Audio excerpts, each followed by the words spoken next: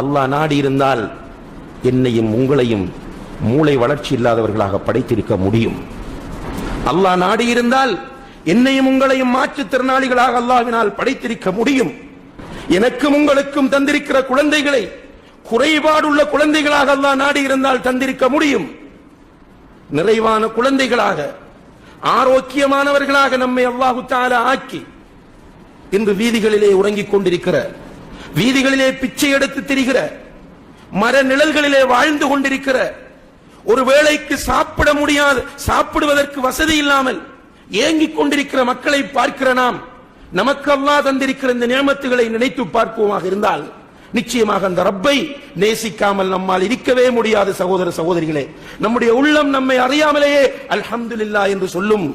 நம்முடைய நாவுகள் நம்மை அறியாமலேயே அல்ஹம்துலில்லாஹ் என்று சொல்லும். நம்முடைய கைகள் நம்மை அறியாமலேயே நம்முடைய ஜேப்புகளிலே நுழையும். நம்மை அறியாமலே அவர்களுக்கு எடுத்து கொடுக்க வைக்கும். அல்லாஹ்வுடைய பாதையில் அள்ளி கொடுக்க நம்முடைய மனம் தூண்டிக்கொண்டே இருக்கும். ஆனால் அல்லாஹ் தந்த நியமத்துகளை ஹாரூனை போன்று பார்க்கிறோம். என்னுடைய திறமை, என்னுடைய ஆற்றல், எனக்கு ஒரு அழகான குழந்தை பிறந்து விட்டால் ஏதோ நானும் என்னுடைய மனைவியும் செய்த சாதனை என்று நினைக்கிறோம். என்னுடைய குழந்தை டாக்டராக மாறிவிட்டால் நானும் என்னுடைய மனைவியும் என்னுடைய குடும்பமும் செய்த சாதனை என்று பார்க்கிறோம். அல்லாஹ் தந்த நியமத் என்று யாருமே எண்ணி பார்ப்பதில்லை.